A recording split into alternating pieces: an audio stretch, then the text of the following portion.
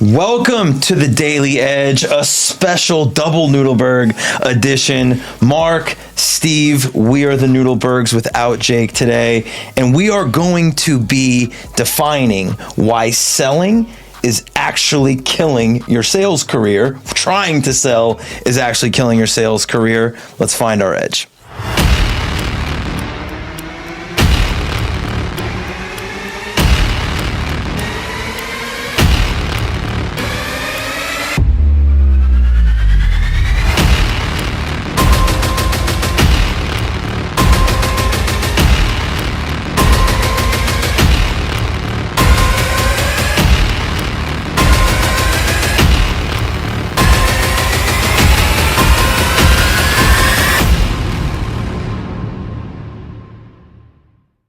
Today's affirmation: relationships are the key to all success. I will devote my focus and time to building, nurturing, and growing them to find my own success. It is the absolute pinnacle of success, is the relationships. Okay, so all sales training, Yeah. all right, let's dive right into it. All sales training focuses on presenting, on qualifying, presenting, and closing. Period, end of story. I don't care what Features and benefits. Look at us. Blah, blah, blah, blah, blah, blah, blah. All of this stuff about this is what we do. We do it better, cheaper, faster. That's all product centric. That's what selling is. Yeah. I'm gonna, basically get in a conversation to coerce you to buy. Right. And that rub, that friction is what, I have 101 ways to close. Right. I mean, like, literally, seriously, the whole idea of closing, you and I have had these conversations over and over. It's ridiculous to me. It's like, I'm not going to spend any time closing you. You learn to sell, and I put that in air quotes for those people that aren't watching. You learn to sell basically at 16 years old, right? Like, you grew up in an environment, right? Earlier, yeah. You grew up in an environment where your parents and your grandparents owned a business that the job was to sell. It was a retail environment. So let me stop you there, because I think it's good. So we were there to create business. Right. We weren't there to sell. Right. If you could create business and make people feel good, Yep. right? That was the Cornella. That Yep. was selling doesn't make people feel good. Right. It creates an adversarial, I'm here to take your money, blah.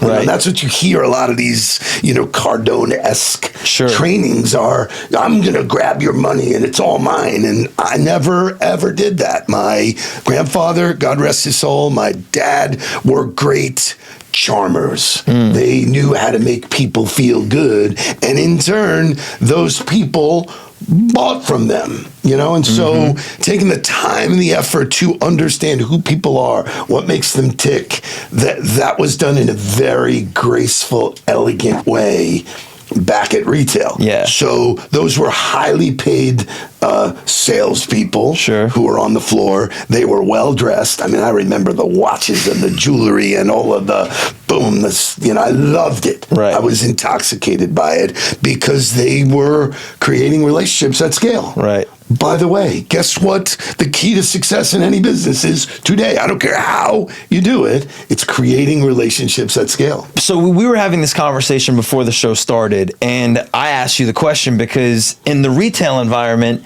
the expectation was still to close the business when they were there, right? Well, I would tell you that if I didn't close it, Right. my grandfather had his foot firmly up my ass. Right. So it was a very short sales cycle. In Yes. the time that somebody walked through the door to the time that they left, you were expected to develop that relationship, that rapport, make them feel good, but also get some shoes on their feet and get them out the door with a bag in their hand.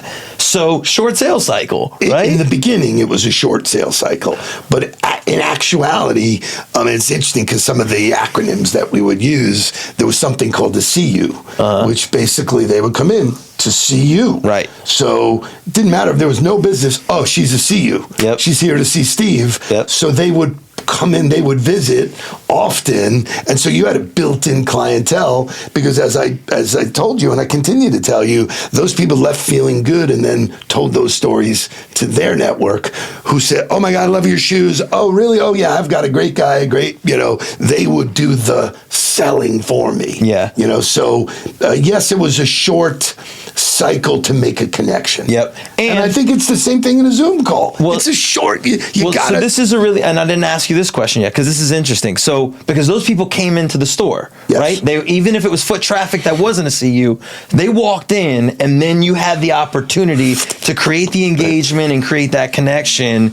You then went from being in the retail business to being in the clothing business at the supplier level, right? Which it changed. Right? All of a sudden, it wasn't people coming in to see you anymore. It was the other way around. You had to go figure out how to create the opportunities to create those connections. How did you bridge that gap for yourself? Coming out of growing up in retail, being in a store, people are coming to see you, business dynamic changes where you have to go create the opportunity to connect with people. How'd you do that? It's a fantastic question. So one of the fundamentals right from the get-go, and it stands today, is if you don't like me, there's zero opportunity there. It's just not going to happen. I don't care what you do, clothing, shoes, service, insurance, banking, whatever. So this likability thing was... that was the job. The job was, how could you become likable? You know, and you had to listen and learn and, you know, get into the role of being interested in people, not necessarily interesting. And so I don't think it matters what the sales cycle is, what the product or service or price. I think if you build the foundation on solid relationships, you will win over and over and over. And so there's people that know me from back then, who still like me, you know? So, you know, this idea that my product is better than yours is complete bullshit, because people spend more, they go out of their way, they make them for people that they like, you know? So, you know, if you're not in that game, and I think people got away from it.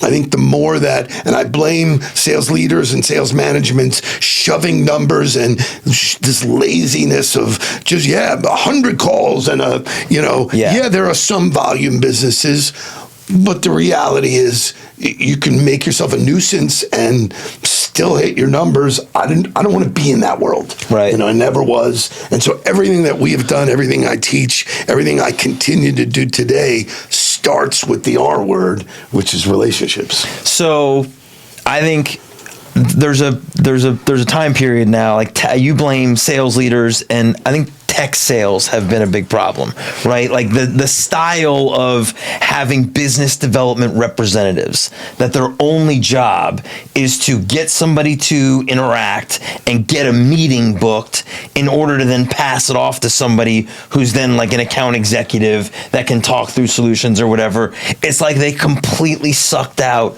the relationship from every part of the sales cycle. Like, let me just have somebody who's willing to annoy you until they answer, to then hand you to somebody that doesn't know anything about you and only wants to talk to you about the problem they think you have and the solution they have to solve it. And all of a sudden, like Silicon Valley and all of these tech companies said, oh, that's the way that we can really scale sales really fastly. Which is true. So they just built it over and over and over. And then that became like the norm. So now we sit here and we're working with organizations all over the world, focusing on, we're not going to teach you to sell. We actually think it's a waste of time for us to talk about selling with you. What we're going to do is teach you how to get to the meeting, get to the visit. Nobody wants to meet, right? So teaching people how to get visits. Today's world, it's never been easier. Today's world, there's information out there everywhere, right? You have a much more educated buyer. I'm so interested in this conversation because you had to build this process before social media. Correct. You had to build this process of figuring out who somebody was, where they were, what mattered to them, so that when the opportunity to present itself happened, you were able to work that dynamic for yourself to make it happen, right? The world is fascinating. The tools that are given to us now are significantly different than what I had when I was starting to get in this business. But you could still do research. Right. There was still ways to find out. Talk to me about the old school research, though. Like, because today you can literally just type it into Google or Chat GPT. In 3 seconds, you get the answers you want. Yeah. You know what? I don't remember. Really? I've been doing it this way for so long. So That's hilarious. I really don't remember, but I do know that there were vehicles where I could find out the information. Some of them were as simple as call the gatekeeper first. Sure. Hey, I have a scheduled meeting with Mark Noodleberg. What should I know about him beforehand? And they would open up like, wow, you know what? He does this, he does that. Or, you know, wow, okay. So I always showed up prepared. Right. You know, no matter what. Or I made observations. You can find out where people went to school. You could find out that information. Sure.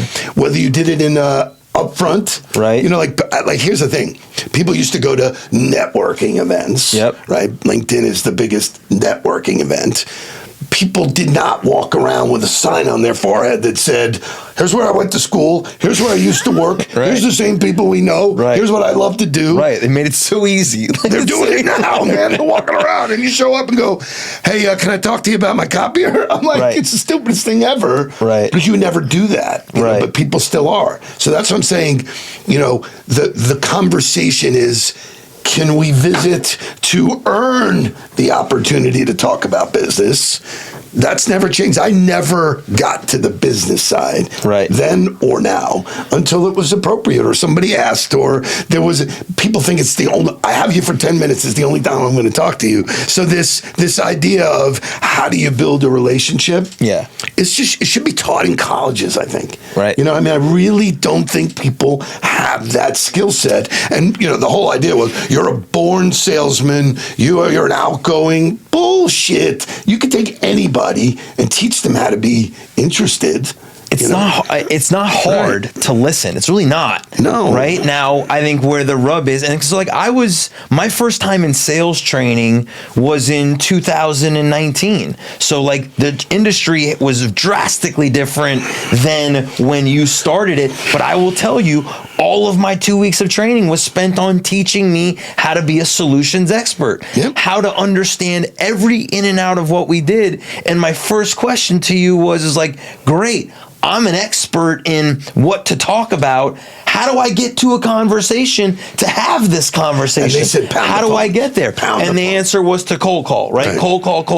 And cold call, in my mind, is let me interrupt your day to talk to you about what I want to talk about. To this day, I ask CEOs all the time. I go, do you answer the phone if you don't know the number? They go, I don't answer the phone if I do know the number. You know, it's like it's such a low percentage of people who answer the phone. And, you know, so the whole idea of what that premise was, I don't know if you have a problem. I don't know if you need my product, but I can tell you this. So, you know, my evolution when I was in the cell phone business, which was a fun place to be, but I'm not a technology guy.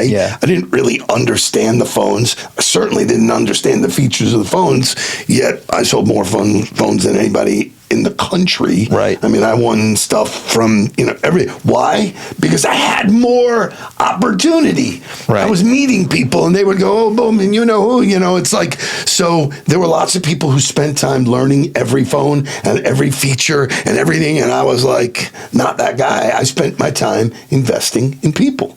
I still teach. If you have more conversations. Meaningful conversations, you will do more business. I know this for a fact. Call yourself whatever you want. Call yourself a salesperson, a business development person. Call yourself anything you want. If you have more meaningful dialogues, oh, by the way, it's super fun. And so much more engaging. So when I got into the first sales role that I was in, right, it took me 11 months to do more new meetings than anybody else and do more new business than anybody else. That didn't happen in 90 days, though, right? I did one deal in the first 90 days, which happened to be a big one, which was a handoff from you, which always proved to be a great combination for us. Like, that always works. Go ahead. The alley-oop always works for us. Introductions are still the most significant part of how you do new business. Who can you introduce me to? Who in your world should I be talking to? I just talked to you. So I want you to, if you could go back to a young Steve, or you could talk to somebody who's starting their sales career now that says, yes, I believe in what they're saying. Yes, I want to do it that way. In 90 days, what's a good expectation for them in terms of building the momentum they need to do it this way? That's a great question, and I'm happy to answer it. I'm actually involved with one of my best friends and his son who's entering the world. He's 23. He's all trained up on the product knowledge. But I'm going to spend some time with him. And to me, it's 5 conversations a day. Yeah. Still, I call them virtual coffees now. Yep. So funny, when I named it a virtual coffee prior to the pandemic, I know. people were like, wow, that's genius. I know. Can I steal it? In 2019, I was telling people you want to do virtual coffee, and they were like, what is that? Right. And I was like, I'm going to send you a Zoom link. They're like, what kind of link? Right. Why? Because it's easy. We don't need to physically meet anymore. So I've always been a fan of activity. Yeah. Right. I can tell you that people who fail in sales are people who don't have enough activity. Yep. So what's the activity? It's not selling activity. Right. That's the difference. It's reaching out. And in the first 90 days, you shouldn't be in selling opportunities. Yeah. If you step, like when my grandfather you're going to find them naturally. You're going to step in shit. Right. It happens. Oh, look at me. Wow, I'm so great. I don't care. What I really care about is, can you have 5 meaningful conversations a day? Yeah. If you do that 5 days a week and you do it for the first, 3 months, right? It's 25 a week, it's 100 a month, it's 300 a quarter. Yep. If you have 300 meaningful conversations, and if you want me to define a meaningful conversation, no, I don't think we happy have to do so. Yeah. But the reality is, you've set the foundation where people know who you are, they know what you do, they know who you do it with, and they know why. And my perspective is, I will tell you that there's not a bad conversation for you to have if you are new to your sales career. Yeah. Like, what was every your single conversation one. When I trained you and I said, well, what was your conversation? my target was Florida State grads that were business leaders, right? Which, whoa. So you what an already unbelievable had world that we live in. There was a filter. Had something in common with them. Right. And so my only goal was to see if I could engage in a conversation around whether or not we could talk about Florida State history together as Knowles, right? That was it. It was the only thing I was trying to connect on. Which my contention would be, if you couldn't connect there, the likelihood we connect anywhere else, right, is right. And also, I think that leads you to the conversation of, sure, you could sell a transaction to anybody who wants to be transactional, but the likelihood that helps you more than that one transaction is so drastically low that it's not even worth the time spent to get that transaction.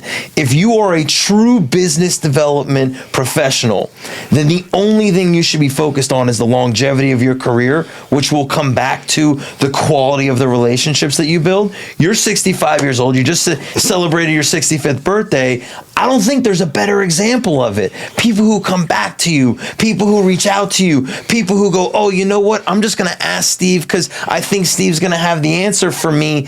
It's a real living testament of that. And I'm privileged because I get to see it, so I know that it works. For people who are unsure or like, oh, I've only seen it done the transactional way, I really want to encourage them to find the ones who have been in it the longest, find the ones who take the profession like a professional, and I promise you the core to all of them is relationship. Really, really well said, but I'll crystallize it in this. The goal of all of those conversations is not that you could do business with that person. Correct. It's to basically train them to go find you the next client. Right. And if you do that 300 times in 90 days, think of all of the people that those people go talk to. So people never understood the viral nature of the world until social media. Sure. Oh my God! Now it's right in your visible face. And it's But that's why I loved Malcolm Gladwell and his tipping point, because he talked about this long before there was social media. I'm reading the second version of the revenge of the tipping point, which is fascinating because it's already happened. But if you plug into the and people laugh. I used to say I just want people to know the name Noodleberg. Yeah. That was my calling card. You weren't going to meet a lot of Noodlebergs, so, I know that guy. Oh, I know that guy. And if you had something decent to say about me, you were spreading my message. Bang. I was in the phone business. The phone business was an epidemic. Yeah. Right? What we do, you can create your own epidemic. When you do, the results feed themselves every day. It's super fun, man. Wherever we go, people, I know them. I've done business with them. And yes, they did what they said they were going to do when I asked. Right. So I want to own the space in people's mind that we can legitimately help them grow their life and their career, and that 1% stuff is real. I love it. So the edge for today is that selling is actually killing your sales. And if you want to build long-term success, you have to focus in the systematic nature and the activity that doesn't lead to selling, but actually leads to the relationships, because that is what is going to drive all of your success. Thank you for being an example of it. Thank you for teaching people about it. Behavior over outcome. And if you're unsure about how to do it, we're not hard to find. Thank you for finding your edge with us. We'll talk to you next time.